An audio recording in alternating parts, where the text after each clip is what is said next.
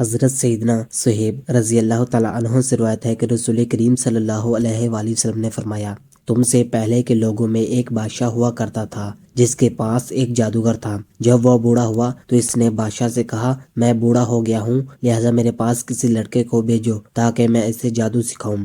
چنانچہ بادشاہ نے اس کے پاس ایک لڑکا بھیج دیا تو وہ اسے سکھانے لگا۔ لڑکے کے راستے میں ایک راہب رہتا تھا۔ راہب کی باتیں اسے بہت اچھی لگتی، چنانچہ وہ اس کے پاس بیٹھتا اور اس کی باتیں سنتا۔ جب وہ جادوگر کے پاس دیر سے پہنچتا تو اسے مارتا۔ لڑکے نے راہب سے شکایت کی تو اس نے کہا، جب جادوگر سے ڈر محسوس کرو تو کہہ دیا کرو کہ مجھے گھر والوں نے روک رکھا تھا، اور جب گھر والوں کا خوف ہو تو کہہ دو کہ مجھے جادوگر نے روک رکھا تھا۔ چنانچہ یوں ہی سلسلہ چلتا رہا۔ جب ایک دن لڑکے نے راستے میں ایک بہت بڑا جانور دیکھا جس نے لوگوں کا راستہ روک رکھا تھا، تو اس نے دل میں کہا، آج معلوم کروں گا کہ جادوگر افضل ہے یا راہب۔ چنانچہ اس نے دعا مانگی، اے اللہ، اگر راہب کا معاملہ تیرے نزدیک جادوگر کے معاملے سے زیادہ پسندیدہ ہے تو اس جانور کو ہلاک کر دے تاکہ لوگ گزر سکیں۔ پھر اس نے ایک پتھر پھینکا اور اس جانور کو ہلاک کر دیا تو لوگ گزر گئے۔ اب اس نے راہب کے پاس آ کر واقعہ سنایا تو اس راہب نے کہا، بیٹا، آج تم مجھ سے افضل ہو گئے ہو،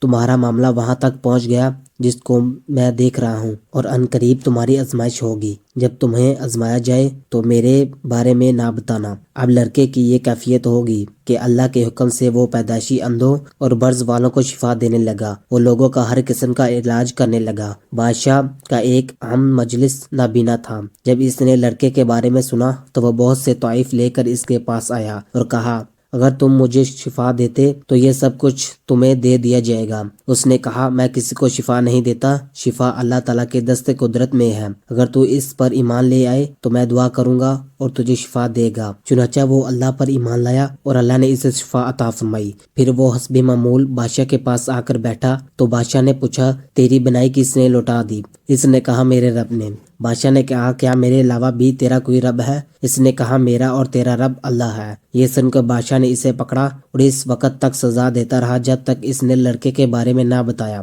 پھر اس لڑکے کو لایا گیا تو بادشاہ نے کہا، اے لڑکے، تیرا جادو اس حد تک پہنچ گیا ہے کہ تو مادر زاد اندھوں اور برز والوں کو تندرست کر دیتا ہے، اور اب تو خوب ماہر ہو گیا۔ لڑکے نے کہا، میں تو کسی کو شفا نہیں دیتا، شفا اللہ دیتا ہے۔ یہ سن کر بادشاہ نے اسے پکڑا اور مسلسل سزا دیتا رہا، یہاں تک کہ اس نے راہب کا پتہ بتا دیا۔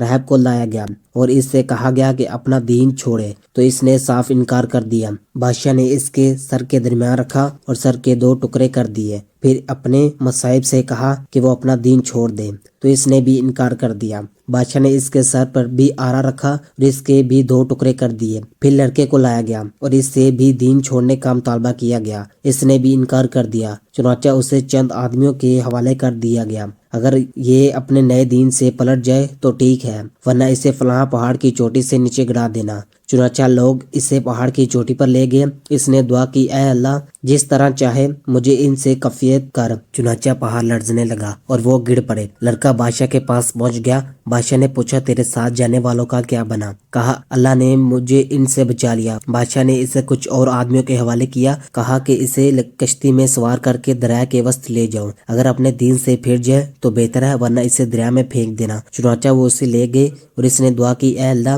تو جس طرح چاہے مجھے ان سے محفوظ رکھ۔ چنانچہ کشتی الٹ گئی اور وہ غرق ہو گئے۔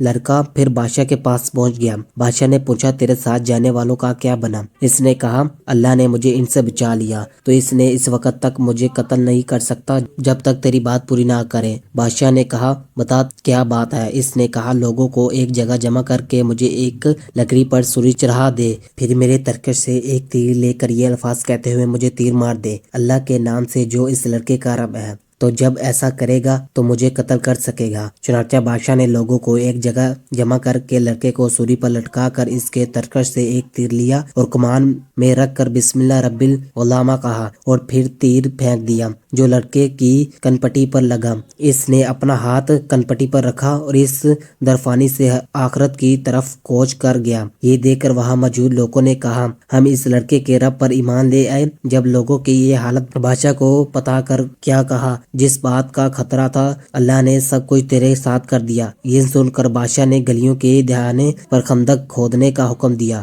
چنانچہ خندق کھول کر ان میں آگ جلا دی گئی اور بادشاہ نے اعلان کر دیا کہ جو شخص اپنے دین سے باز نہ آئے اسے آگ میں ڈال دیا جائے، اس سے کہا جائے کہ آگ میں داخل ہو جا۔ چنانچہ لوگوں نے اسے ایسا ہی کیا، یہاں تک کہ ایک عورت اپنے بچے کے ساتھ آئی۔ وہ آگ میں داخل ہونے سے کچھ ہچکچانے لگی تو بچے نے کہا، ماں صبر کر، تو حق پر ہے۔